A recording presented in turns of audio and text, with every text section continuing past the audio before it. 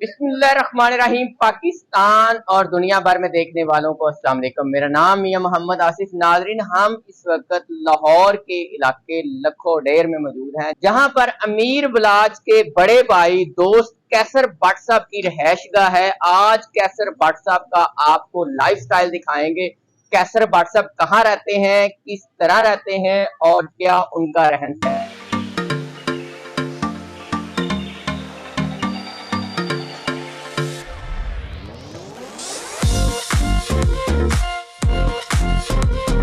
अस्सलाम वालेकुम भट्ट साहब, कैसे हैं आप? क्या हाल है? अस्सलाम वालेकुम, कैसी हैं?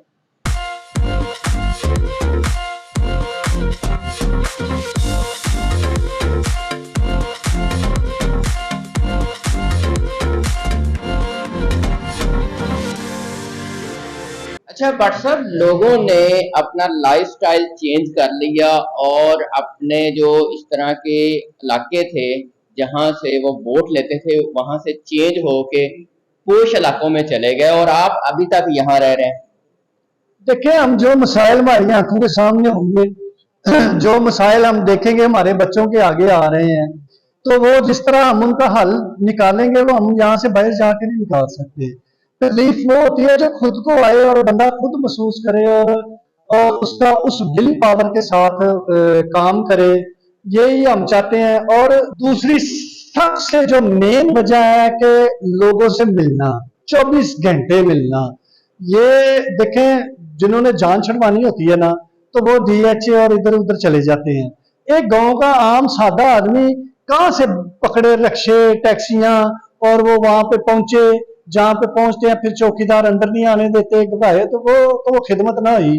वो तो फिर वही रवायती सियासत हुई जो हर 5 साल बाद लोग घरों से निकलते हैं आ जाते हैं। हम चाहते हैं कि हमारे माँ बाप का, हमारे भाइयों का जो नाम है अच्छे लफ्जों में लोग हमेशा याद रखें और हमारी आने वाली नस्ल के लिए ये हम एक एग्जाम्पल सेट करें कि जो सियासतदान होता है उसका तल्लुक खिदमत से होता है और खिदमत करके ही सियासत करनी चाहिए। आपके बच्चे भी इसी गांव में रह रहे हैं? जी, इधर ही इंशाल्लाह रहेंगे और इधर ही रह रहे हैं जहां पे हमारे माँ बाप अबो अजदाद ने जिंदगी गुजारी।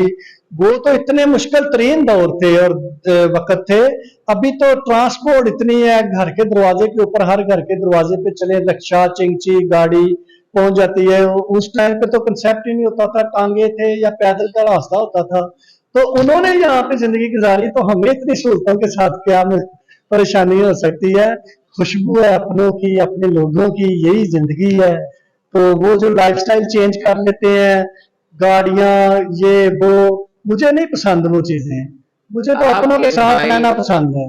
आपके भाई बाबर सुहेल भट्ट है, उनका इलाके में ज्यादा नाम है, उसकी क्या वजह है? वो तो एक साहिब इल्म थे, अल्लाह पाक ने उनको बहुत इल्म दिया हुआ था और उन्होंने शऊर की बुनियाद हमारे घरों में रखी सियासी लिहाज से। और उन्होंने इतनी खिदमत का सिलसिला शुरू किया, यहाँ पे किसी बंदे को सियासत का पता नहीं होता था, शऊर दिया। अब हमारी 95% यूथ जो है ना, वो यहाँ पे सियासत को रिप्रेजेंट कर रही है ना। तो ये यही हमारा मिशन था कि कोई बंदा ये ना कहे कि ये वोट मेरे डब्बे में है, ये मेरे टोकरे के नीचे है, तो एमएनए एमपीएस को कहते सिर्फ आप हमारे घर आए। तो ये हमने कल्चर खत्म किया है। अब वोटर के पास जाना पड़ता है हर बंदे को, हर घर में। तो उन्होंने, ये पाकिस्तान मिंट था हमारा, तो जब पीपल्स पार्टी की गवर्नमेंट आई तो इनका स्केल 3-4 से ऊपर नहीं जाता था। तो अभी माशाल्लाह वो 7वें स्केल में काम कर रहे हैं और भी सहूलतें दिलाई। इधर वाटर सप्लाई नहीं थी, वाटर सप्लाई के ऊपर काम किया। बच्चियों के स्कूल की 4 दीवारियां नहीं थी, 4 दीवारियां करवाई। सियासतदानों को घसीटा, इधर लेके आए, काम करवाए और एक बुनियाद रखी एक आला सियासत की कि जो सियासत लोगों की खिदमत के लिए हो और जो काम फंड्स वगैरह हो लोगों की फलाह बहबूद के लिए इधर लगे।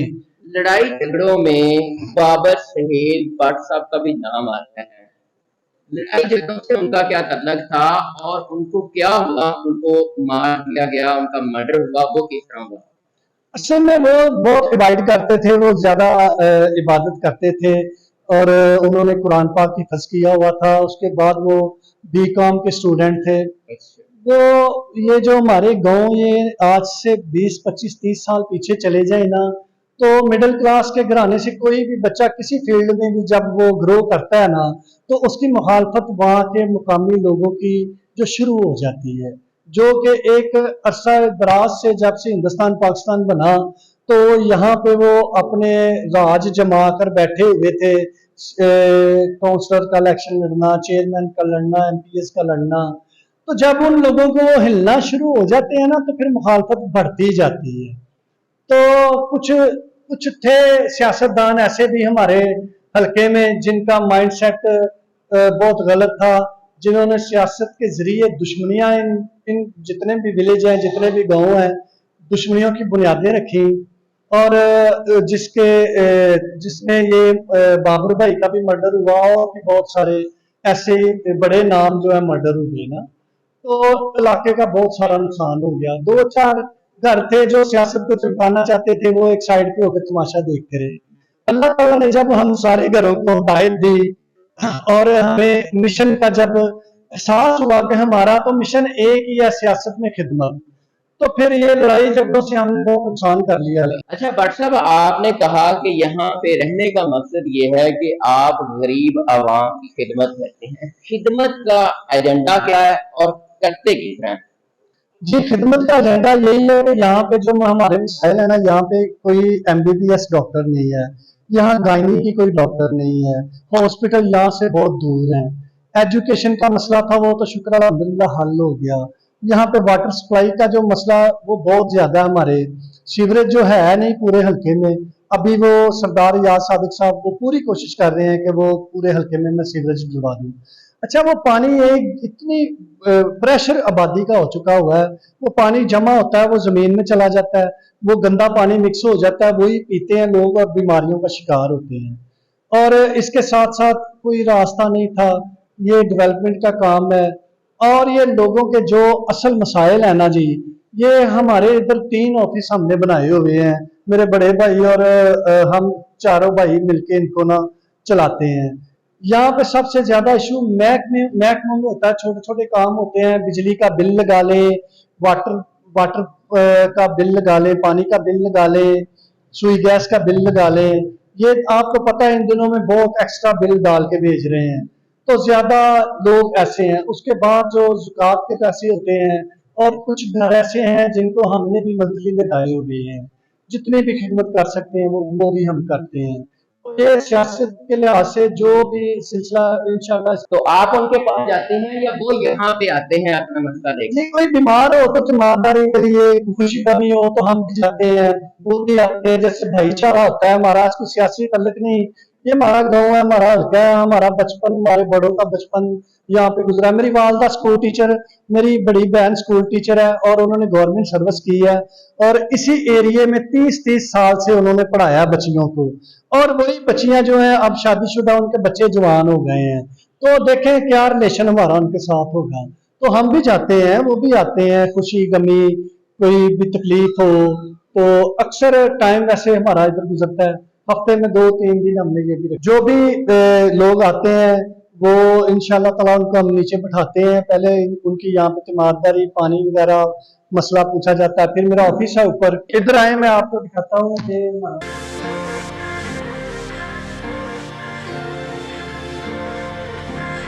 नहीं, यहाँ पे मेहमान नवाजी, कोई भी मेहमान आता है यहाँ पे बिठाते हैं, खाना वगैरह खिदमत करनी है। फिर ये साथ ऊपर मेरा ऑफिस है, वहां पे बैठ के जो काम वगैरह होते हैं, फिर वहां पे वो डिस्कस किए जाते हैं, और उनका हल जो भी अल्लाह मदद करता है फिर उसके हिसाब से करते हैं।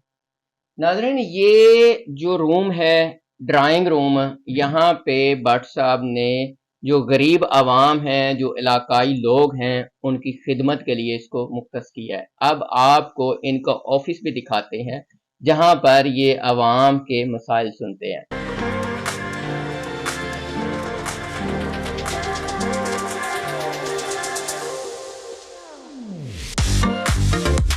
अच्छा भट्ट साहब, यहाँ पे किस तरह के मसाइल हैं जो आप सुनते हैं इलाका के लोगों के? यहाँ पे बहुत ज्यादा मसाइल हैं, यहाँ के गरीब लोग बहुत ज्यादा आबाद हैं। लोगों के बिजली के बिलों ने जो कमर तोड़ दी है ना, वो बहुत ज्यादा मसाइल हैं। लोग आते हैं, कई कई लोग आते हैं हमारे बिल ठीक करवा दें, कई किस्तें करवा दें।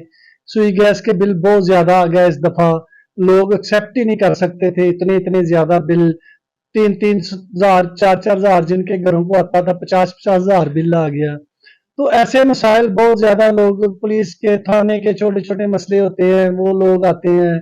और पानी, साफ पीने का पानी है वो हमने करवा दिया, अभी काफी काम किया उसके ऊपर हमने। बट साहब मरियम नवाज साहबा को आपने वोट दिया, जी इंशाल्लाह बिल्कुल दिया। तो आप मरियम नवाज साहबा से कहें ना कि बिजली के बिल कम करें। जी रिक्वेस्ट तो की है, अभी तो रिसेंटली आपको पता है नई नई गवर्नमेंट बनी है और इस बजट में गरीबों को काफी रिलीफ देने की कोशिश की है। और ये फोकस है क्यादत का, ये नहीं कि क्यादत का फोकस नहीं है, लेकिन जो इतना बिगड़ गया हो काम उसको सुधारने में कुछ टाइम लगता है। और 1 साल के अंदर अंदर हमें उम्मीद है 100 दिन के अंदर अंदर, 1 साल के अंदर अंदर जो है ये मसाइल का हल निकलेगा। और यहाँ पे हमारे एमएनए और एमपीएस दोनों अल्लाह के हुक्म से बहुत काम करने वाले हैं। सरदार अयाज सादिक साहब हमारे एमएनए स्पीकर कौमी असम्बली, और मिनिस्टर जो वेलफेयर के हैं सुहेल शौकत भट्ट साहब, वो जिस दिन से ये इलेक्शन हुआ है मैंने आज तक अपनी लाइफ में नहीं देखा, वो उसी दिन से इस हल्के में काम करवा रहे हैं। काफी, आपको अगर हल्के में जाना आपको हो तो आप देखेंगे वहां पे पीसीसी गलियां जो हैं वो बन गई हैं, मनावे का सीवरेज डल गया है। इधर हमारा मंसूबा काफी बड़ा मंजूर हो गया है, इंशाल्लाह ताला यहाँ पे भी सीवरेज का काम शुरू हो गया है। हमने आज तक नहीं देखा कि इलेक्शन के खत्म होते ही काम शुरू हो जाए। बट साहब बहुत शुक्रिया आपका। नाजरीन, आपने मरियम नवाज साहबा के हवाले से अपनी राय का इजहार करना है कि मरियम नवाज साहबा को क्या करना चाहिए और बिजली के बिल कितने आ रहे हैं। इजाजत दीजिए, अल्लाह ने के बाद।